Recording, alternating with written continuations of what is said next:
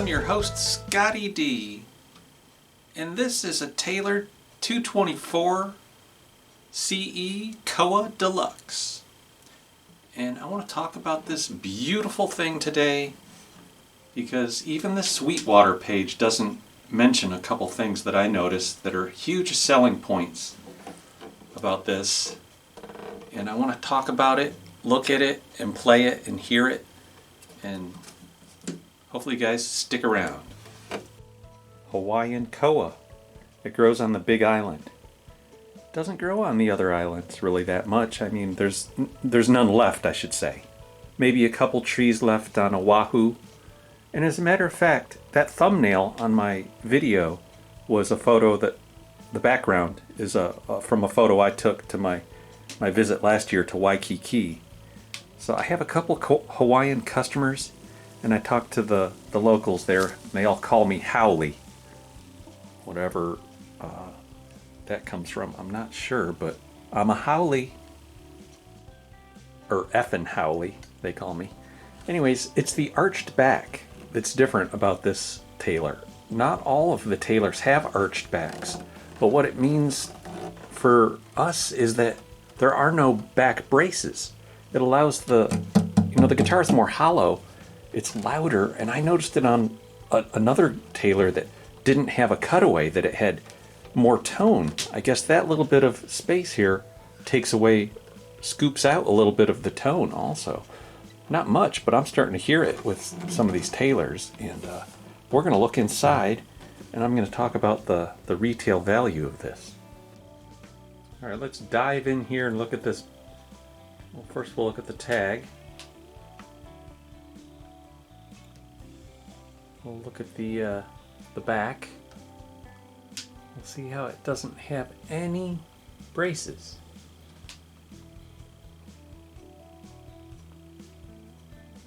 There's a tone ball for you. There's some markings on the side.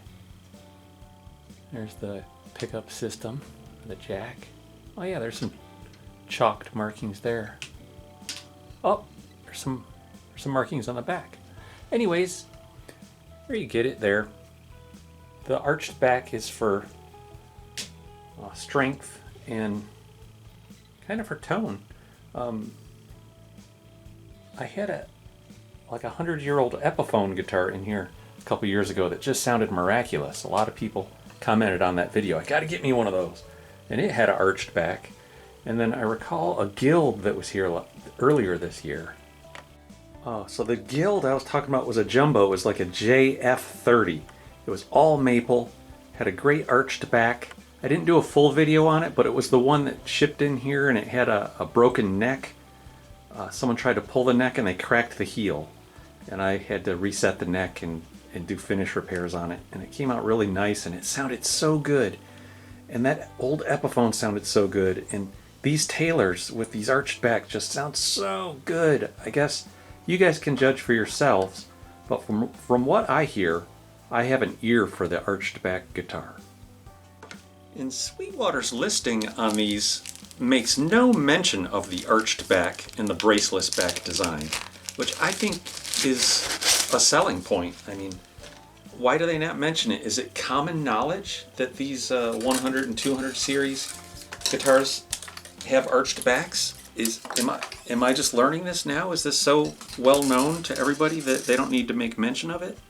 I don't think so, because I work on a lot of guitars, and I just kind of started noticing these Taylors and the value that you get from a used Taylor. Guys, let me tell you, if you're in the market for a second or third guitar, consider a Taylor, because on the Sweetwater brand new, this model, brand new, they had 5 of them.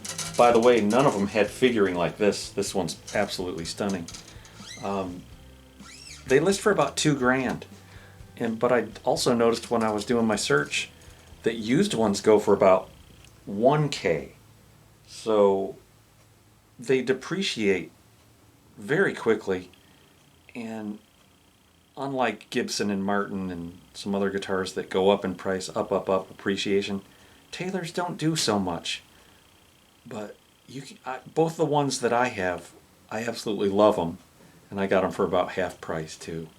And there's one of them was really old. It's a 94. It needed a fret job and stuff, but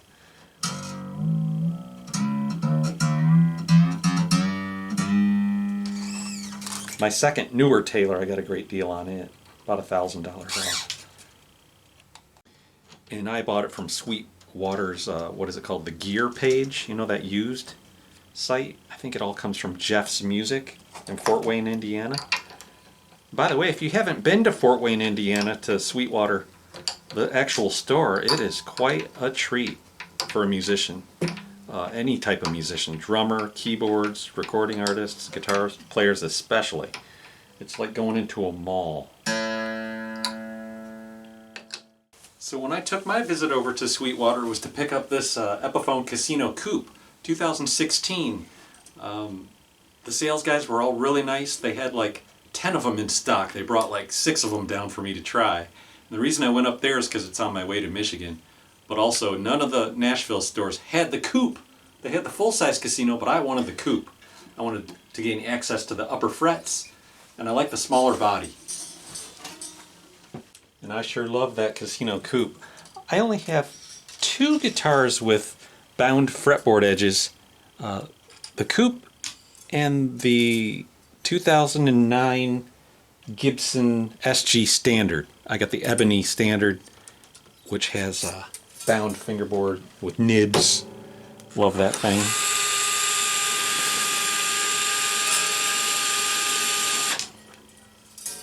So these strings are the XSA BR 10 through 47. It's the 80/20 bronze coated XS D'Addario. And my customer is Mila DeVilliers. She just moved here from Irvine, California. She's a youngster. She's a sophomore at Belmont. So if she's, you know, rich and famous someday, we can say, oh, we worked on her Hawaiian Koa Taylor. She also has a GS Mini that's a Koa. So she has a fondness for Koa, but she's never been to Hawaii yet. I'm sure she'll go.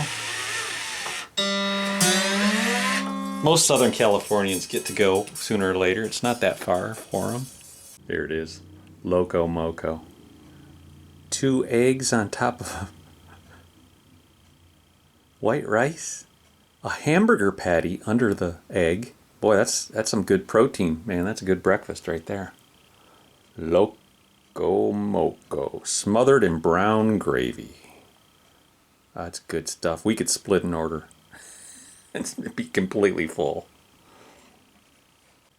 Sorry for making you guys hungry. Oh, that's good shit. Another interesting thing about the modern Taylor necks is that how they're joined together here like this. This is for conservation, forestry.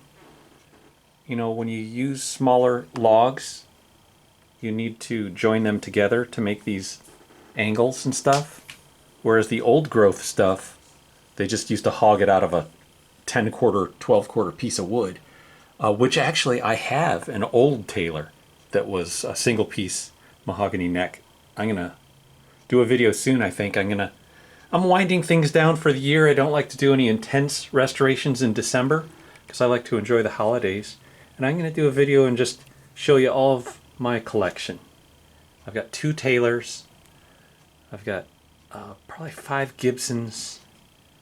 Paul Reed Smith, Sire, Squire, Kay, Fender, Epiphone, and Guild stuff I can show you. A couple Kramers. I don't have them here, but I'm going to show you my collection one of these days.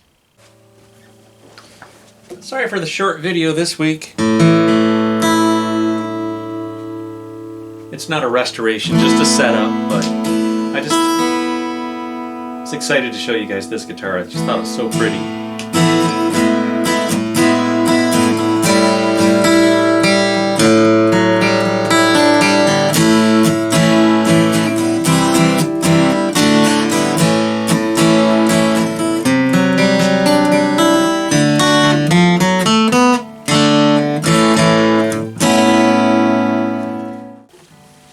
next week we'll get right back at it with some more intense restoration work.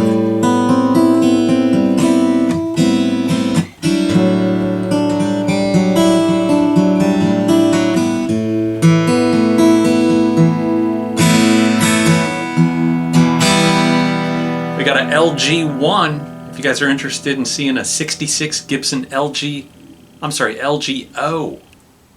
restoration neck reset, let me know. Appreciate you guys tuning in as always. We'll see you next week. Catch you later.